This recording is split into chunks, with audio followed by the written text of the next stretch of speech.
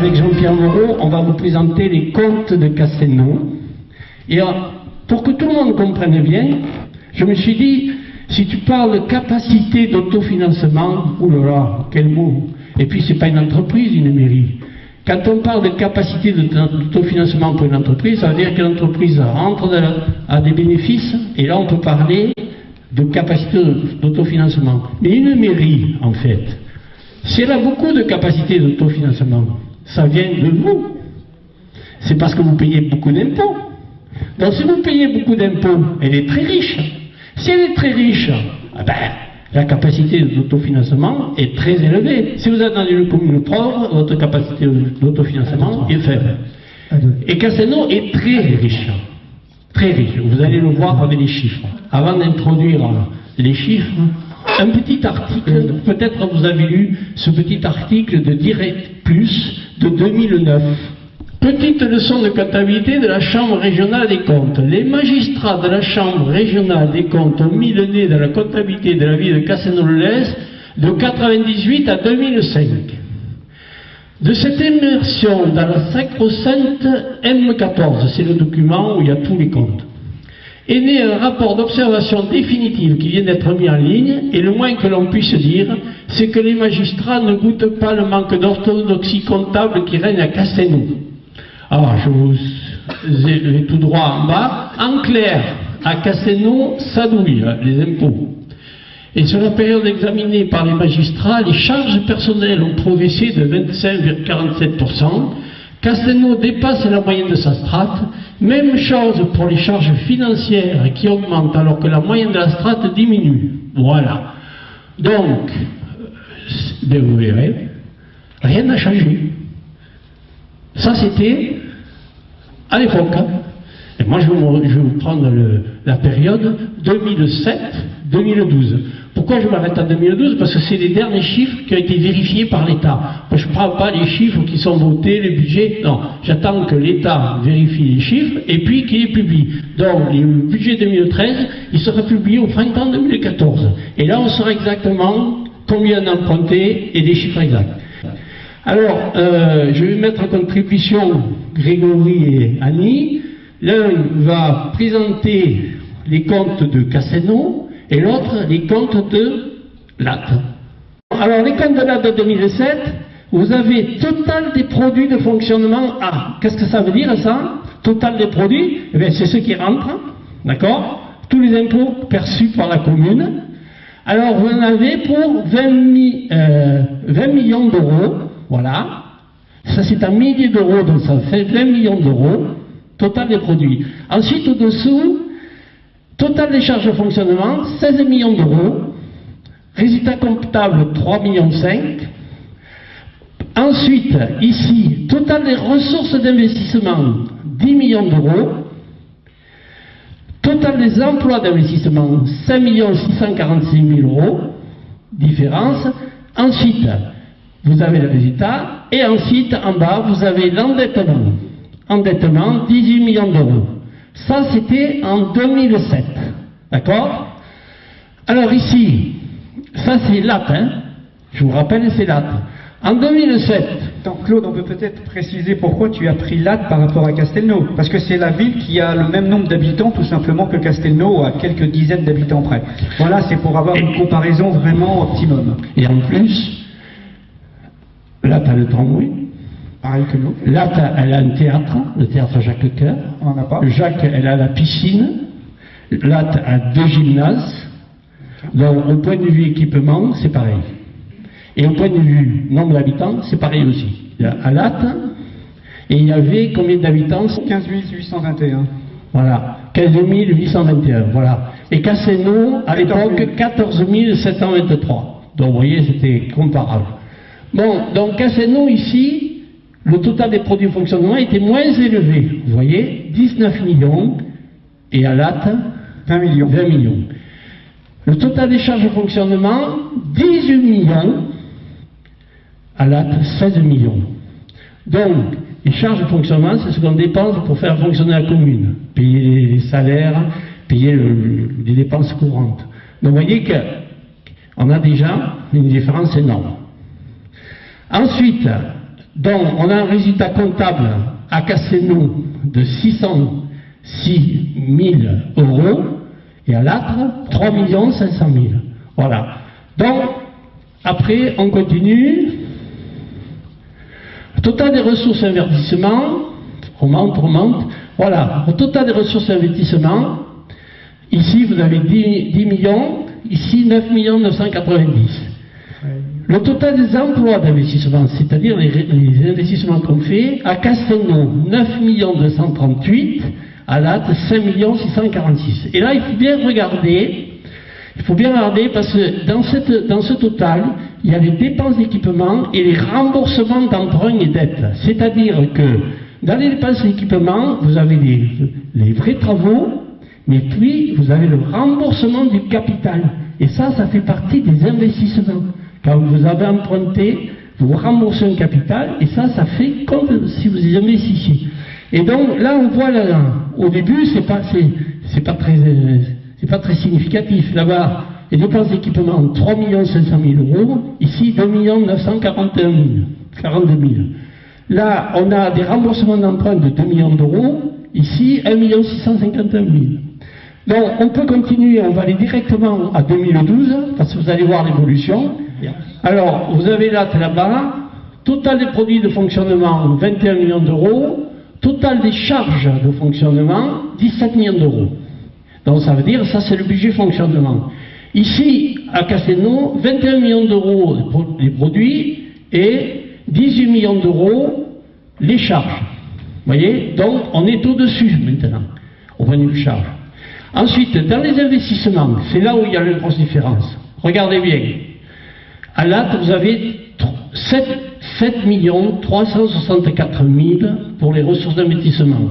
À Castelnau, 15 millions. Ici, on a 7 millions 3, ici, on a 15 millions. Et ensuite, le total des emplois d'investissement, c'est-à-dire les travaux et les dépenses d'équipement et les remboursements d'emprunt, à Latte, ils sont à 6 millions d'euros, et à Castelnau, on est 18 millions. 18 millions. 6 millions d'un côté, 18 millions de l'autre. Et dans les 18 millions, regardez bien, dépenses d'équipement 12 millions, remboursement d'emprunt 1,8 million. Et quand vous allez ici, vous avez dépenses d'équipement 3,6 millions, remboursement d'emprunt, c'est-à-dire le capital, 1,9 million. Mais là où ça va, là où on va voir la différence à la fin, juste la dernière ligne, endettement. Endettement des deux communes, en 2012. Mais regardez, au bout de 5 ans, Latte, regardez l'endettement, 9 200 000 euros. Castelnau, 35 millions d'euros. Voilà, c'est clair. 35 millions d'euros. Avec un endettement par habitant à Latte, monte. Voilà, l'endettement par habitant, c'est cette colonne. Hein, et là, c'est la moyenne de la strate. Parce qu'il faut voir la moyenne de la strate et l'endettement par habitant. Alors ici, ça c'est par habitant. Par habitant à Latte, la dette est de 573 euros. À Castelnau, 2003. Voilà. Et la moyenne de la strate, évidemment, c'est 955 euros. Et vous voyez que c'est la même, puisque c'est les villes qui sont dans le même truc. Alors, vous allez me dire, ouais, mais là, vous avez pris deux comptes, 2 années spéciales. Mais non, moi j'ai pris tous ces tableaux et j'ai fait le total. Alors, tu me mets le compte de Latte, résumé, et je fais les totaux, et vous allez voir, c'est significatif. Voilà. Là, vous avez les comptes de Latte, 2012, 2011, 2010, 2009, 2008, 2007. Et puis, au bout, ici, j'ai fait les totaux. Et ici, on peut voir tout de suite ce qui se passe. Et pareil ici. Alors, total des produits de fonctionnement, voilà. Si vous faites le total de cette ligne, ici, ça vous fait 120 millions d'euros. Total des produits de fonctionnement. Impôts locaux. Alors ça vous intéresse, les impôts locaux. C'est-à-dire taxes foncières et taxes d'habitation. Qu'est-ce qui est rentré dans les caisses de la commune en 2012? 11 millions d'euros, 800 000. En 2011, pareil à peu près. Pareil. Total, de 2007 à 2012, la taxe foncière, taxe d'habitation, elle a rapporté 66 500 000 euros. Castelnau, alors, total, on est à 122 millions au lieu de 120. Les impôts locaux à Castelnau, regardez, 13 millions, 12 millions, 11 millions, 73 825 au lieu de 66. Donc sur la période, c'est facile à calculer. 73 au lieu de 66. Voilà. Donc on a payé en gros 7 millions d'euros de plus. Ensuite, par habitant, par habitant ça fait ça. Donc si je fais le total par habitant, ça fait sur cette période 4 869 euros. Et à l'AT, ils ont payé 4 087 euros. C'est-à-dire 800 euros de moins sur la période. Et si on prend la moyenne de la strate, c'est-à-dire toutes les villes françaises comparables, sur le total de la période, vous voyez, ils ont payé nettement moins. 2 680 euros. Hein? D'accord, vous retrouvez les deux chiffres, c'est le même. Bon, les villes du Midi, elles ont, nos maires, aujourd'hui, dans le milieu, il y avait un article là-dessus, nos maires dépensent beaucoup. Ils aiment faire beaucoup de travaux. Donc c'est pour ça qu'on est les champions. Alors, ensuite, le total des charges de fonctionnement. Alors, pour Castelnau, voilà les chiffres, 18 millions d'euros, ça c'est le fonctionnement, c'est payer les salaires, charges personnelles. Alors, charges personnelles, vous voyez, vous avez le total, ici sur la période, 60 752 euros, et le remboursement de la dette, 7 millions d'euros sur Castelnau. D'accord? Alors, attention, quand on vous dit remboursement des intérêts, ça c'est les intérêts, c'est pas le capital, c'est que les intérêts. Donc, sur cette période, on a remboursé 7 200 000 euros d'intérêts. Alors, quand vous regardez ici, voilà l'acte. 4 132 000 euros. Alors, vous avez 4 millions, il y a 3 millions d'euros d'écart. Ensuite, les charges personnelles, 60 000 euros à Castelnau, 48 000, si je suis bien, 48 000 euros à l'acte. Bon, là, on ne peut pas trop juger. Parce que moi, vous savez, je suis très méfiant. Et je ne charge pas le maire systématiquement, je ne dis pas toujours du mal. Ça dépend des équipements, ça dépend des prestations que l'on fournit à sa population. Donc là, c'est à vérifier, il faut être vraiment aux manettes pour se rendre compte si vraiment c'est bien géré ou pas. Donc là, je ne peux pas vous en dire plus, il faut être dans la maison pour savoir. On peut simplement que le constater. Mais ce qui est de remarquable, et c'est là, quand on met tous les chiffres ensemble, qu'on s'aperçoit le fameux tableau des ressources, total des ressources d'investissement. Vous avez la ligne là, total des ressources d'investissement, et puis au-dessous, donc une sous-rubrique de ce total, les emprunts bancaires. Parce que dans les ressources d'investissement, il y a les emprunts bancaires. Il faut faire très attention à ça. Les emprunts bancaires font partie des ressources d'investissement. Donc, regardez bien ce qui s'est passé à l'AT. Regardez. En 2007, la commune a emprunté 2 500 000 euros. En 2008, pratiquement rien, 270 000 euros. Et qu'est-ce qui s'est passé après? Zéro. Qu'est-ce qui s'est passé?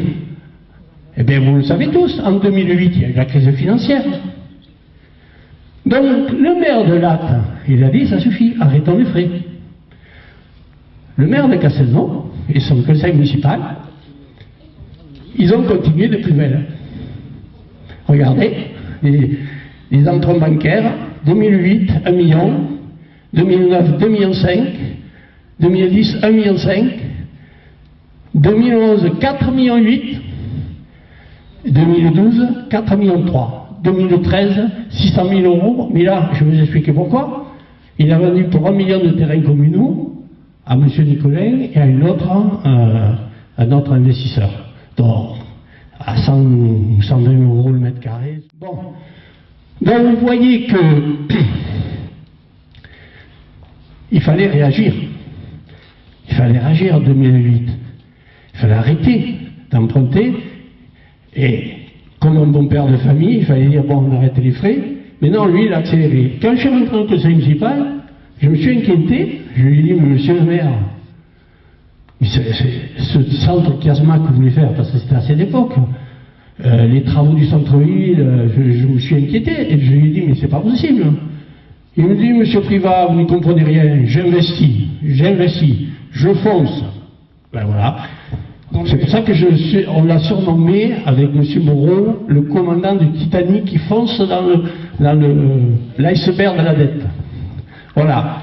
Donc, quand vous regardez l'endettement total, voilà, regardez l'endettement total à la fin de l'année 2012. Vous voyez, au début, 2007, c'était comparable. D'accord?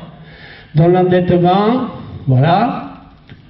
Aujourd'hui, l'AT, elle a un endettement de 9,2 millions. Et Castelnau, 35 millions d'euros. Voilà. La démonstration est claire. Alors, vous allez me dire, mais M. Grand a investi, la municipalité a investi. Oui, mais regardez les investissements. Moi, je voudrais que vous examiniez, qu'on examine ensemble les investissements de la commune.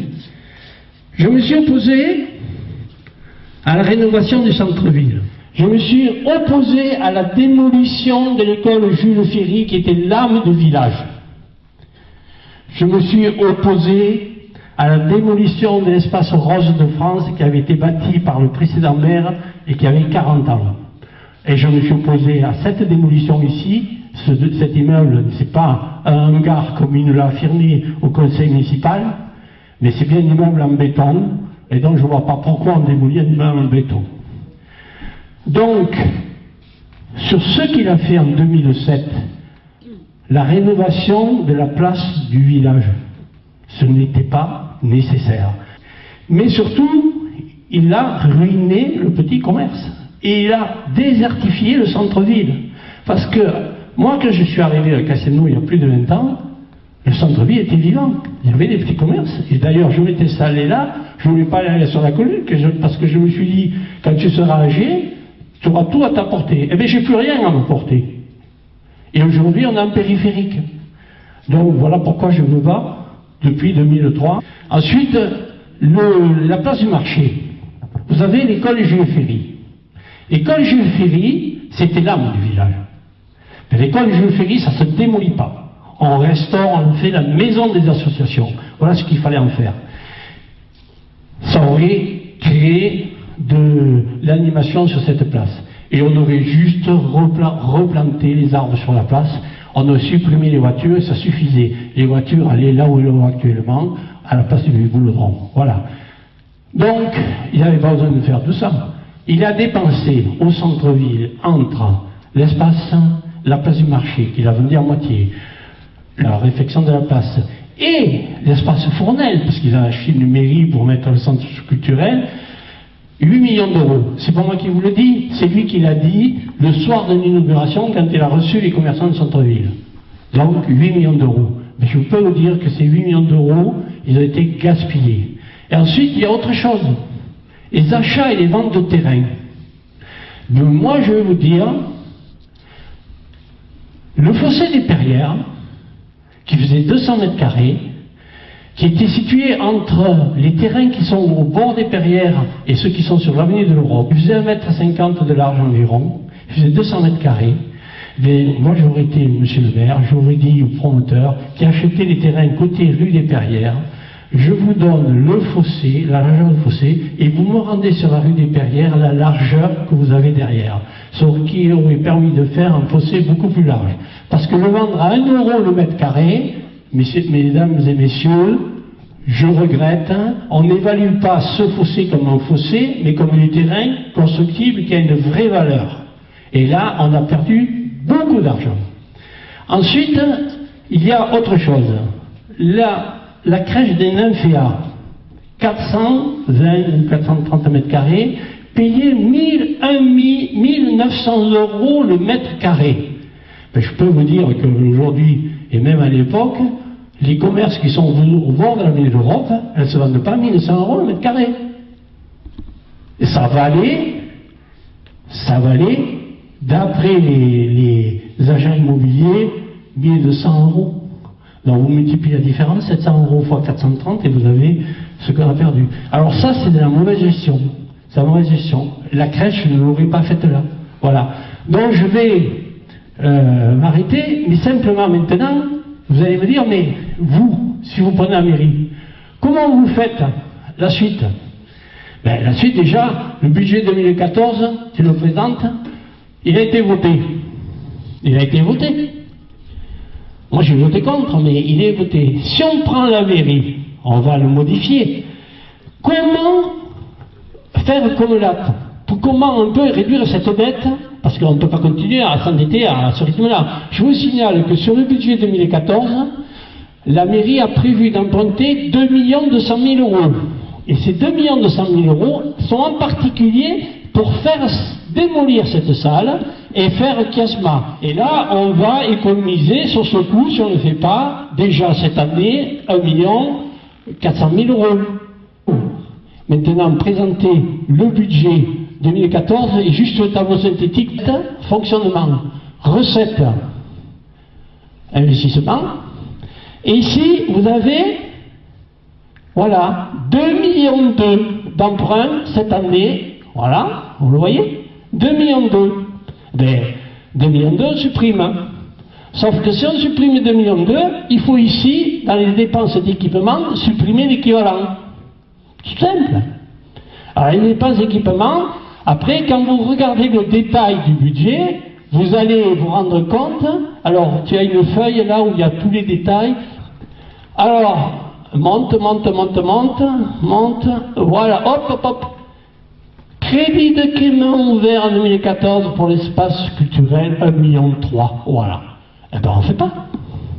Ça fait 1,3 million de moins. Donc, après, il y a pas mal de choses à supprimer. Vous avez là-haut les études. Alors, évidemment, il est en train de nous préparer Caylus. Alors, Caylus, c'est pas le promoteur qui va tout payer, hein. Vous allez en payer la moitié.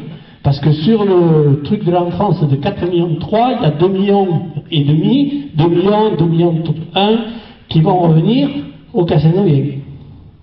Donc c'est pour ça que moi, Caylus, je vous explique aussi ce qui s'est passé.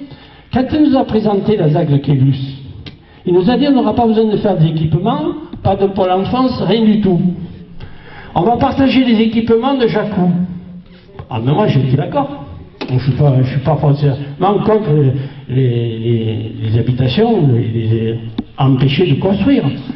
Si on partage les équipements avec Jacou, que ce soit l'école primaire, l'école maternelle, ben, c'est tout bénéfice pour Castelnau. On n'a pas payé une école de 4,2 millions. Mais par contre, la fois d'après, il nous a dit ah mais le maire de Jacou il ne veut plus. Il faut faire une école, un pôle enfance. Ah oui, mais là, ça change tout. Et combien la plaisanterie? 4,3 millions. Alors, ensuite, il va falloir élargir le chemin de Caylus à 18 mètres. Ensuite, il va falloir faire, et ça c'est la dernière qui nous a sorti, l'agence régionale de santé a dit qu'il fallait construire un château d'eau. Ça aussi. Alors, vous comprenez bien que le promoteur, il va en construire des choses. Il va en faire des équipements. Mais il ne va pas tout payer. Et l'ardoise sera pour nous. Voilà. Donc voilà pourquoi je suis réticent à la ZAC de Caylus, pas pour les mêmes raisons que certains, mais si on fait la ZAC de Caylus, il faut s'entendre avec la commune de Jacou. Le maire de Jacou, il veut bien certainement en faire quelque chose, mais il ne veut pas d'un coup 615 logements. Donc peut-être qu'il faut étaler et dire on fait d'abord 100 logements. Dans 3 ans, on fera 100 logements de plus. Regardez en fonction des équipements. Est-ce que les écoles sont suffisantes ou pas? Parce que si vous faites un pôle de 4,3 millions, un pôle enfance de 4,3 millions, dans 10 ans, vos écoles seront vides. Et qu'est-ce qu'il faudra faire? Une autre ZAC de 600 logements à côté. Et d'ailleurs, ça s'est prévu, puisque de toute façon, il a acheté déjà toute la plaine de Quélus au bout. Voilà, donc, résumé, comment on peut réorienter. Alors, quelles seront les priorités de notre équipe? Eh bien, on ne va pas faire des dépenses somptuaires, déjà, mais surtout, on va se concentrer sur les besoins des Castelnauviens. Les navettes, les trottoirs, les pistes cyclables, le réseau, évidemment l'entretien des écoles.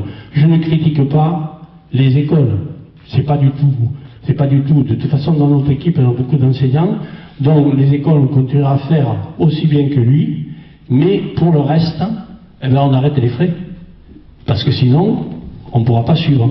Et il y a beaucoup de Castelnauviens qui ne peuvent plus suivre aujourd'hui. Voilà. Je vous remercie, monsieur.